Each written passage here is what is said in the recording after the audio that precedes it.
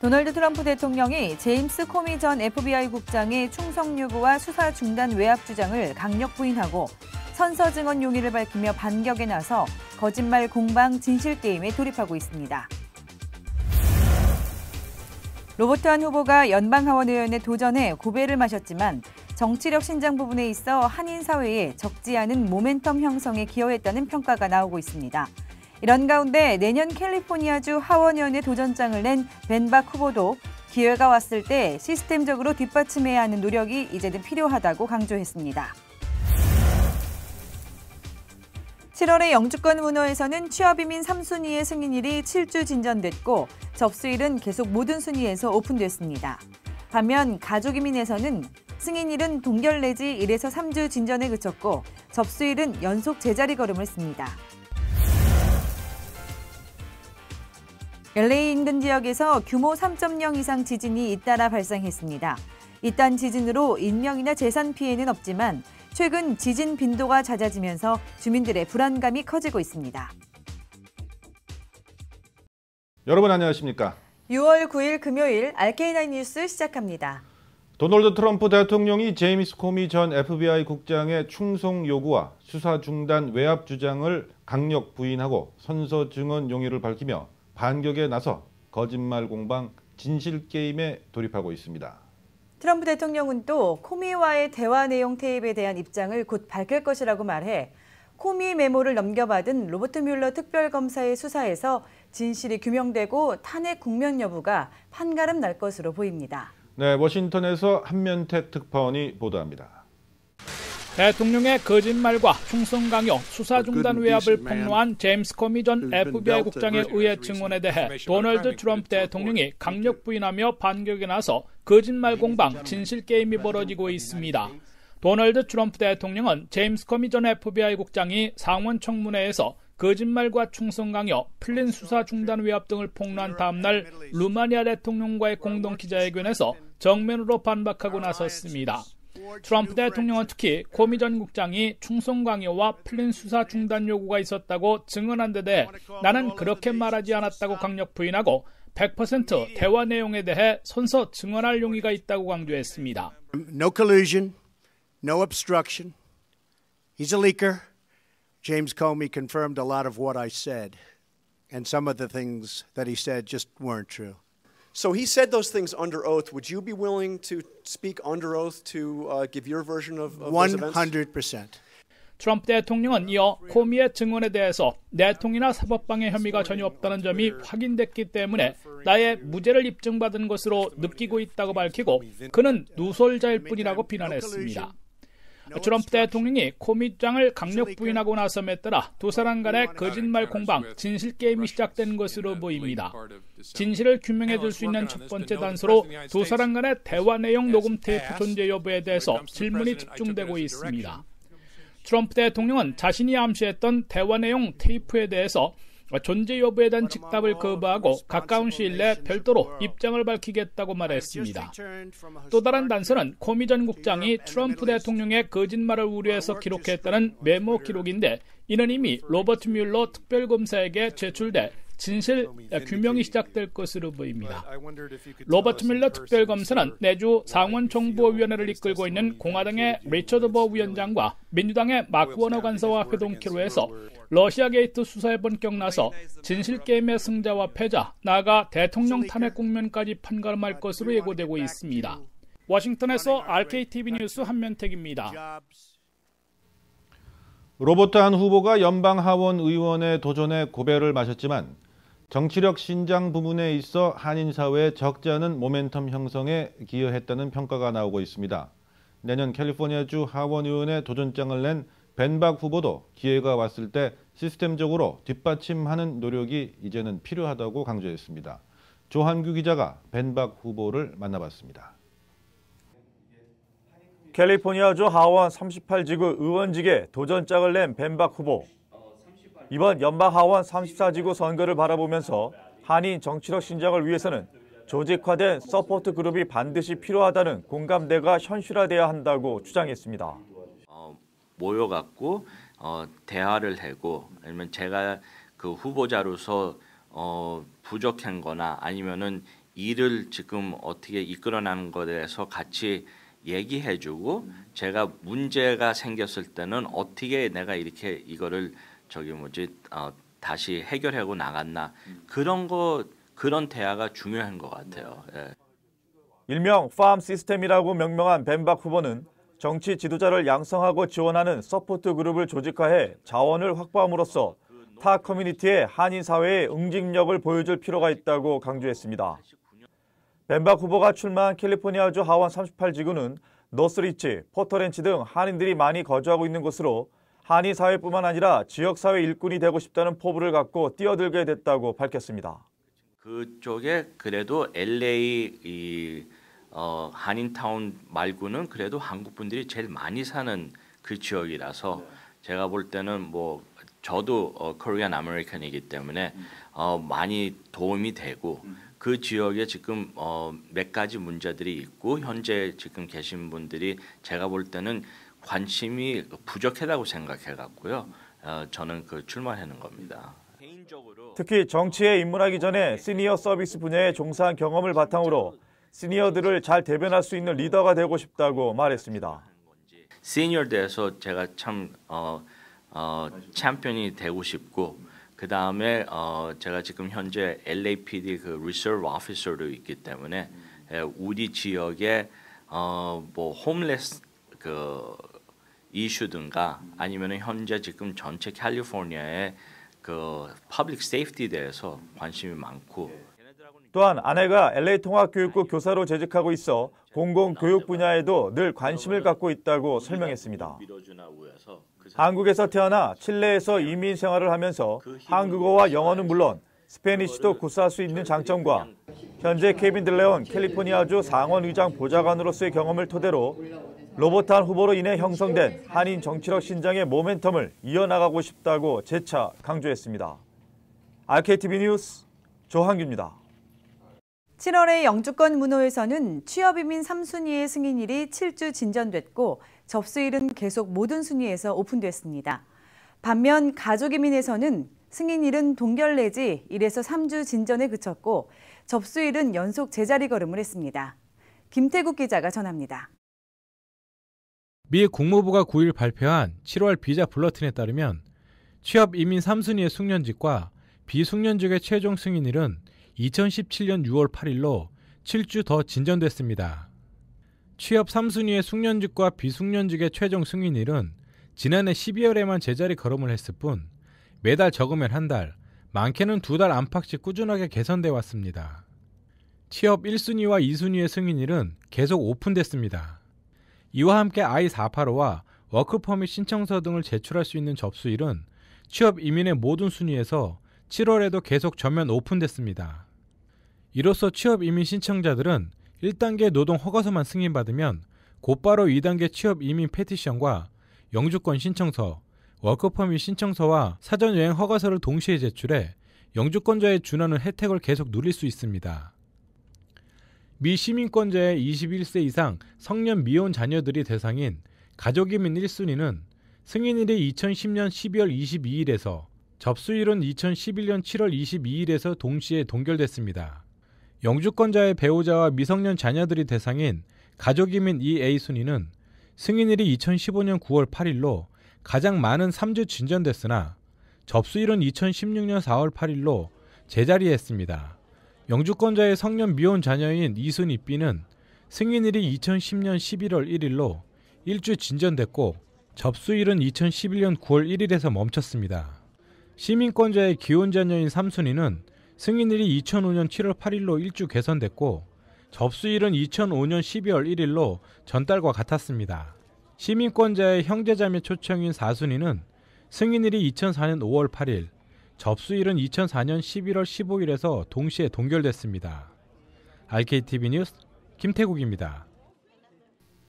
LA 인근 지역에서 규모 3.0 이상의 지진이 잇따라 발생했습니다. 연방지질조사국에 따르면 오늘 새벽 2시 24분 LA 동쪽 휴양지 팜스프링스에서 약 30km 떨어진 아이들와일드 지역에서 규모 3.2의 지진이 발생했습니다. 진원의 깊이는 13km 정도입니다. 앞서 어제 저녁에는 LA 북서부 해안 포인트 아구엘로에서 규모 3.5의 지진이 발생했습니다. 산타마리아에서 50km 정도 떨어진 곳이 진앙지입니다. 이딴 지진으로 인명이나 재산 피해는 없지만 최근 지진 빈도가 잦아지면서 주민들의 불안감이 커지고 있습니다. 지질조사국은 남가주에서 최근 열흘간 총 4차례의 규모 3.0 안팎의 지진이 발생했다고 전했습니다. 네, RK9 뉴스 잠시 후에 계속됩니다. 영화 테스, 피아니스트, 차이나타운 등을 연출한 폴란드 출신의 영화감독 로먼 폴란스키의 미국행의 청신호가 밝혀졌습니다. 지난 1977년 당시 13살의 나이로 폴란스키에게 성폭행을 당한 피해자 서멘사 가이머가 오늘 LA 법원에 사건 종결 탄원서를 냈다고 AP가 보도했습니다. 가이머는 오늘 열린 법원 심리에서 그는 벌을 받은 만큼 충분히 받았다. 그는 이제 내게 빚진 게 없으며 그를 놓아주고 싶다면서 사건 종결을 원한다고 밝혔습니다. 폴란스키는 1977년 3월 LA에 있는 배우 잭 니콜슨의 집에서 13살인 소녀인 가이머를 성폭행한 혐의로 기소됐습니다. 폴란스키는 가이머에게 샴페인과 체면제를 먹였으며 성관계까지 한 것으로 드러났습니다. 폴란스키는 가이머의 성관계 사실을 인정하고 검찰과의 플리바겔, 즉 조건부 감형 협상이 법원에 받아들여지지 않자 이듬해 미국을 떠나 40년 가까이 도피 상태에 있습니다. 미서부 산악 지역의 기록적인 적설량으로 시에라 산맥줄기의 몇몇 스키장은 올해 8월까지 연장 영업을 하게 됐습니다. 적설량은 6월에도 2.5mm 이상을 기록하고 있습니다. 메머스 호수 지역의 메머스 마운틴 스키 리조트는 여름 눈발을 홍보 카피로 내걸었습니다. 메머스 마운틴 스키 리조트 웹사이트에는 수십 년 만에 봄 스키를 타기에 최적의 여건이 만들어졌다. 8월까지 매일 슬로프 운영이 가능하다고 썼습니다. 메머스 리조트 측은 개장 이래 최장 기간 영업이라고 말했습니다. 캘리포니아 수자원국은 6월 6일을 기준으로 센트럴 시에라 지역의 올해 전체 적설량이 예년의 2배에 달하며 6월 적설로는 수십 년 만에 최고치라고 밝혔습니다. 외국 의대에 진학하는 미국 대학생이 늘고 있습니다. 미국서 대학을 다닌 후 외국의 의과 전문대학으로 진학했다가 미국의 병원으로 돌아와 수련의 과정을 밟는 경우입니다. 미국의 의사 부족이 심각한데도 미국의 의대들이 충분한 의사를 배출해내지 못하기 때문에 생긴 현상입니다. 의사 공급이 수요를 따라잡지 못하는 상황에서 북의 의대들이 파이프라인으로 부상했으며 양질의 교육을 제공하는 곳도 늘고 있다고 월스트리트저널이 오늘 보도했습니다. 국외 의대는 과거에는 비싼 학비, 쉬운 입학, 느슨한 학사 관리로 미국의 의대 지망생들로부터 외면을 당했습니다. 그러나 지난 몇 년 동안 추세가 바뀌고 있습니다.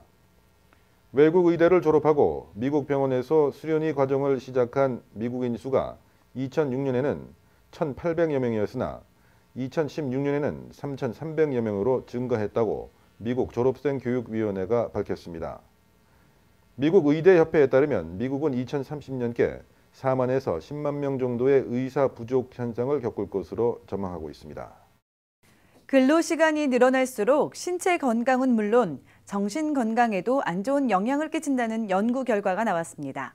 한국의 강북 삼성병원 기업정신건강연구소는 근로자 1,500여 명을 대상으로 조사한 결과 이같이 나타났다고 밝혔습니다. 연구 결과 노동시간이 주 50일에서 55시간인 근로자는 40에서 50시간인 근로자보다 우울증은 26.4%, 불안은 28.8%, 스트레스는 6.3% 높았습니다. 특히 근로시간이 주 56시간 이상인 근로자는 정신건강 악화 정도가 우울 34%, 불안 47%, 스트레스 13.8%로 더 심한 것으로 분석됐습니다. 이번 연구 결과는 서울 백범 김구기념관에서 열린 한국정신신체의학회 충계학술대회에서 발표됐습니다. 지난해 11월 주민투표에서 캘리포니아주 기호용 마리화나 합법화가 통과되면서 관련 사업에 관심이 증폭되고 있는 가운데 LA시가 어떻게 어디서 마리화나 판매가 가능한지 등을 담은 사업 규제안을 발표했습니다. 이 안에 따르면 마리화나 판매업소는 학교나 도서관, 공원, 알코올이나 마약 재활시설 등에서 800피트 밖에 위치해야 하며 업주가 되기 위해서는 전과 기록과 자산을 제출해야 합니다. 또 대부분의 상업, 산업용 건물존으로부터 800피트 떨어져 있어야만 합니다. 업소 내에는 반드시 CCTV가 설치돼야 하며 의무적으로 당국의 검사나 단속에 응해야 합니다. LA시는 우선 60일간의 공개 의견 수렴 기간에 들어간 뒤 규제 초안을 수정해 나가는 방침입니다. 한편 LA시 검찰이 최근 발표한 마리화나 판매업소 지도에 따르면 LA 한인타운 일대에는 총 27개의 마리화나 판매업소가 영업 중입니다. 오늘 오전 일본 후쿠오카 공항에서 대한항공 항공기가 긴급 착륙했다고 NHK와 교도통신이 보도했습니다. 긴급 착륙 후 조종실에서 화재가 발생했다는 정보가 있어서 소방당국이 출동했지만 경찰에 부상자가 발생했다는 정보는 들어오지 않았습니다.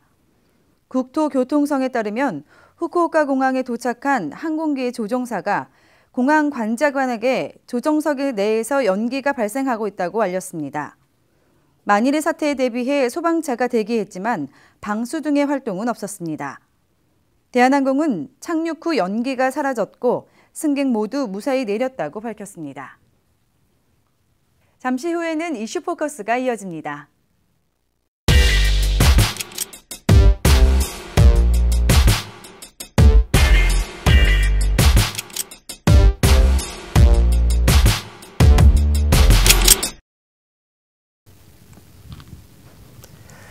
여러분 안녕하십니까? 이슈 포커스 시간입니다. 한국은 물론 이곳에서도 언제부턴가 금요일 저녁을 불금 하고 부르죠. 공식 용어는 아니겠습니다만은 혹시나 해서 검색을 해봤더니 인터넷 사전에는 이렇게 설명이 되어 있었습니다. 잠깐만 보시겠습니까?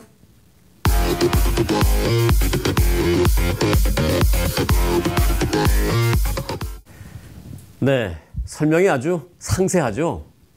불금과 음주문화, 오늘의 이슈입니다.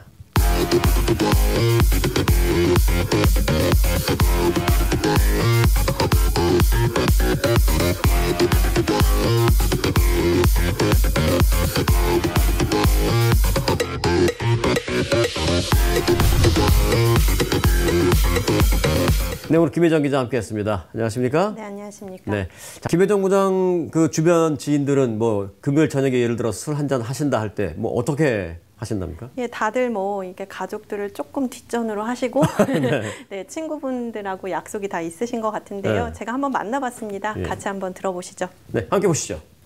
일주일 동안 받은 스트레스 술로 풀어야죠. 오늘 불금이어서 친구들하고 치맥 먹으러 가기로 했는데요. 불금에 치맥이 최고인 것 같아요. 예, 원래는 친구들이랑 NBA 보면서 술 마시려고 그랬는데요. 현실은 집에 가서 애를 봐야 합니다. 요즘 그 남자든 여자든 이게 술 들으시는 분들이 과거에 비해서 좀 이렇게 많이 늘어났다면서요? 네, 맞습니다. 이 흥미로운 사실이요. 이 남성보다 여성들이 이렇게 자주 술을 마신다. 이런 조사 결과가 나왔습니다. 여기서 굉장히 흥미로운데요. 좀 더 이 구체적인 증가 폭을 보면 좀 와닿으실 텐데 이 전국의 이 알코올 중독 센터가 조사한 바에 따르면 1997년에 이 남성들의 술을 마시는 남성들의 인구 수는 약 한 54%였다고 하는데요. 2014년이 되면서 6%가 늘어서 60%가 됐습니다. 네, 대충 그럴 것 같아요, 남자들은. 네, 그 당시 1997년에 여성들의 수치를 보면요. 남성들의 한 절반 정도 됩니다. 그래서 한 38% 정도였는데요. 놀라운 건 2014년이 됐을 때 남성과 똑같은 60%를 찍어서 증가폭이 22%나 늘어나게 됩니다. 와, 이제는 뭐 남녀 다 그냥 60%가 돼버렸네요. 예, 그래서 그 한 십몇 년 동안 그 사이에 도대체 무슨 일이 있었던 겁니까? 여자분들 왜 그러세요? 네, 그걸 좀 보면은 여성들의 좀 사회 진출 때문에 사회 진출이 좀 가속화되면서 이런 영향이 있는 것으로 분석이 되기도 했는데 이 술을 마시는 이유를 좀 여쭤봤더니 한인 여성들 같은 경우에는 이제 남편 남자친구 또는 자녀들이 외롭게 한다, 소외감을 느끼게 한다. 아, 그렇죠. 알아. 솔직히 말해 속색이야. 네. 그리고 두 번째, 외롭게 한다. 네. 뭐 예를 들어 남편 같은 경우는 자기만 나가고. 네, 맞습니다. 그래서 좀 정신적인 뭐 이런 우울해서 마신다, 술을 시작하게 됐다 이런 답변들을 좀 하셨고요. 이 남성들 같은 경우에는 회사, 직장에서 이 인간관계 스트레스 때문에 술을 한 잔씩 한다 이렇게 답을 했습니다. 여기서 조금 더 이제 남녀의 술의 양을 좀 보면요, 남성들 같은 경우에는 평소 자기의 음주량이 있지 않습니까? 예, 뭐 스트레스를 더 받거나 덜 받아도 그 음주량은 굉장히 비슷했습니다. 근데 여성들 같은 경우에는 이 감정, 알코올 섭취량이 기분과 굉장히 밀접한 관련이 있어서요. 기분이 안 좋을 때는 이렇게 폭주를 하는 그런 여성분들이 좀 많은 것으로 나타났습니다. 네. 뭐 사회생활 하다 보면 뭐 꼭 사회생활이 아니더라도 네. 뭐 적당히 뭐 한두 잔 즐기시는 걸 우리가 뭐라고 하지는 않습니다. 하지만 문제는 이제 과음입니다. 네, 맞습니다. 또 그 과음이 자칫 음주운전으로 연결될까 봐 걱정돼서 그러거든요. 이 음주운전으로 한순간에 이 삶이 송두리째 좀 무너지는 경우 저희가 뭐 뉴스 시간에 여러 차례 보도를 해드렸던 것 같아요. 그래서 한인사회에서 굉장히 빈번하게 발생하고 있는데요. 지난해 같은 경우에도 이 10월 달에 베벌리힐스 지역에서 한인분들이 음주를 하고 이렇게 운전을 하시다가 그 행인을 치고 달아난 사건이 있었습니다. 근데 그게 굉장히 충격적이었던 게 한 한인은 이제 한국으로 도주를 하려다가 공항에서 체포가 됐고요. 다른 한인은 이제 구치소에 수감이 됐다가 석방이 됐는데 석방이 되고 나서 이 음주운전이라는 꼬리표 때문에 살기가 좀 힘들어서 자택에서 자살을 한 사건이었습니다. 그래서 굉장히 그 당시에도 굉장히 한인 사회에 좀 충격을 줬던 사건인데요. 이렇게 좀 한 번쯤은 괜찮겠지, 뭐 경찰에만 안 걸리면 되겠지, 이런 안일한 생각으로 이렇게 좀 음주를 하고 운전대를 잡았다가는 자기에게도 또 자신의 가족들에게도 굉장히 돌이킬 수 없는 그런 꼬리표가 달려지게 된다는 점 좀 생각하셔야겠습니다. 네, 이건 정말 뭐 극단적인 케이스를 말씀해 주신 거긴 합니다만 그래도 없는 얘기는 아니고 실제로 있었던 얘기고요. 네. 근데 뭐 이렇게 극단적인 케이스 아니더라도 우리가 뭐 한국 왔다 갔다 할 때 뭐 시민권자의 경우는 좀 예외입니다만은 또 이 뭐 시민권 신청해서 뭐 인터뷰 할 때 이럴 때 이 음주운전 기록이 발목을 잡는 경우가 있잖아요. 네, 맞습니다. 특히 음주운전은 단 한 잔의 술만 마시고 운전대를 잡는 것 그 자체가 음주운전이거든요. 그래서 이 적발이 될 경우에는 차량이 압류되는 건 물론이고요. 뭐 수천 달러, 많게는 수만 달러까지의 이 경제적인 피해를 입을 수밖에 없습니다. 그리고 말씀하신 것처럼 뭐 공항 출입도 자유롭지가 않고요. 영주권이나 시민권 받을 때도 제지를 당하기 때문에 이제 뭐 2차 검색대를 거쳐야 된다거나 이런 이제 불이익을 당할 수도 있기 때문에 좀 주의를 하셔야 되겠습니다. 여기 뭐 한 예를 보면은 14년 전에 LA 한인타운 인근에서 단순한 음주운전으로 적발된 한인분이 계시는데요. 그분 같은 경우에는 지금 14년이 지났는데 계속해서 10년째 이 한국에 갔다가 들어올 때마다 2차 검색대를 통과해야 된다고 합니다. 그래서 굉장히 곤욕스럽다고 하고요. 영주권이나 시민권 심사 과정에서는 반드시 이제 추가 심사, 추가 인터뷰를 받게끔 그렇게 되어 있다고 합니다. 네, 점점 이제 까다로워지는 것만은 사실이에요. 강해지는 건 사실입니다. 사실 경찰들도요, 우리 한인들의 음주 문화를 어느 정도 알아요. 맞습니다. 또 그 안에 뭐 한인들도 많이 있고. 저 친한 친구 중에 한 명도 베테랑 경찰인데 그러더라고요. 뒤에서 보면 안 돼요. 그냥 한 번에 안 돼요. 그래서 이 경찰들도 한인타운에 대한 음주 단속을 상당히 강하게 하죠. 네, 뭐 요즘에 한인타운에 LAPD 음주 단속 DUI 체크포인트 굉장히 많이 늘었는데요. 그만큼 타운 내 음주로 인한 사건 사고가 많이 발생한다는 거를 말씀하신 것처럼 경찰도 다 알고 있다는 겁니다. 예, 그래서 이 타운 내 특히나 유흥업소들이 좀 밀집해 있는 육가길에는 항상 모터사이클에 이 경찰들이 추가로 배치가 돼 있고요. 요즘에는 보이지도 않아요. 어디 숨어 있어요. 네, 그리고 지난 메모리얼 연휴 이후부터 지금 3주째 계속해서 주말마다 금, 토, 일 경찰들이 타운에서 DUI 체크포인트를 운행을 하고 있습니다. 자, 그리고 제가 끝으로 드릴 질문이 한 가지 있는데 이 음주 습관, 음주 문화 이런 게 자식들한테 되물림 된다. 뭐 이런 통계 자료가 있다고요. 맞습니다. 그 질문을 제가 잠시 후에 좀 드리겠습니다. 네. 잠시 후에 돌아오겠습니다. 은행, 크면 무조건 좋을 거라 생각했다. 그런데 아니었다.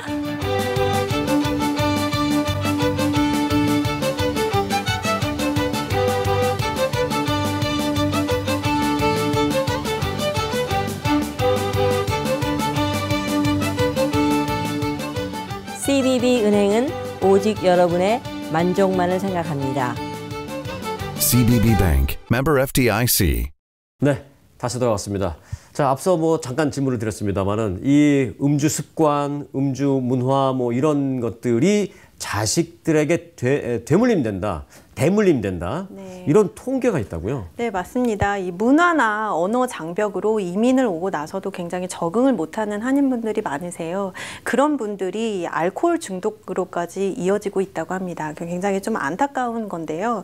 일부 한인 전문의들은 그런데 이런 문제를 한인 사회가 좁다 보니까 좀 쉬쉬하고 좀 겉으로 드러내서 뭐 중독센터에 가서 치료를 받거나 이런 걸 하지 않고 있기 때문에 더 악순환이 되고 있다, 이런 지적을 하고 있습니다. 특히 한인 1세대들이 이런 알코올 문제를 발생을 했을 때요, 방치를 하게 되면 바로 자녀들, 다음 세대에게 되물림이 된다는 사실을 반드시 인지를 하셔야겠습니다. 연방질병통제예방센터 CDC 자료를 보면요, 미국 내 청소년, 10대 청소년 5명 가운데 3명이 폭음을 하고 있는 것으로 집계가 됐습니다. 그만큼 미국 내 청소년들의 음주 문화가 얼마나 심각한지를 알려주는 자료였고요. 한인 청소년 같은 경우에는 10대 한인 청소년 5명 가운데 1명이 술을 마셔본 적이 있다고 답을 했습니다. 그런데 더 특이하고 좀 더 충격적인 건 그 술을 처음 접하게 된 게 부모가 술을 마시는 걸 보고 형제나 자매가 술을 마시는 걸 보고 처음 시작하게 됐다, 이런 답변이었습니다. 그래서 좀 이제 한인 가정 내에 잘못된 음주 문화가 한인 청소년들, 한인 자녀들에게 얼마나 악영향을 미치는지 이런 걸 좀 생각해 볼 수 있는 자료였고요. 이 알코올 관련 환자들의 가족들을 좀 살펴보면요, 이 청소년들 지금 술을 마셔본 적이 있다고 한 청소년들 50% 정도가 가족력이 있었습니다. 뭐 아버지나 어머니, 뭐 형제들 가운데 이 알코올 중독에 시달리는 경우들이 있었기 때문에 자녀들이 좀 방치되면 안 될 것 같고요. 뭐 지금 시청하시는 분들 중에 자녀분들 계시는 분 중에는 뭐 방학입니다. 그래서 학부모들이 조금 자녀들을 조금 케어할 필요는 있어 보입니다. 그렇죠. 자녀들과 같이 있을 시간이 훨씬 더 많으니까. 예. 네. 이제 그 적당한 음주를 얘기한 게 지금 오늘 아니었고요. 네. 이제 과음, 폭음을 얘기한 건데, 네, 그게 바로 이제 불금불금 찾다가 이제 많이 그러거든요. 네. 그래서 우리가 한번 연결을 시켜봤습니다. 네, 지금 얼추 9시 30분쯤 됐죠. 지금부터 1시간 30분 전인 잠시 전 8시부터 한인타운 웨스턴길에는 경찰들이 모든 차량을 다 세우고 일일이 검사를 하는 음주운전 체크포인트가 설치돼 있습니다. 피해 가시라는 게 아니라요, 걸릴 일을 하지 말자라는 얘기입니다. 운동을 좋아하시면 뜨거운 땀이 나게, 그 밖에 다른 취미가 있다면 그것 역시 뜨거운 열정으로, 혹 종교를 갖고 계시다면 뜨거운 신앙생활을, 꼭 음주 말고도 열정을 불태울 만한 것은 얼마든지 있습니다. 열정의 금요일, 열금하시기 바랍니다. 김혜정 기자, 오늘 수고 많았습니다. 감사합니다. 여러분 고맙습니다.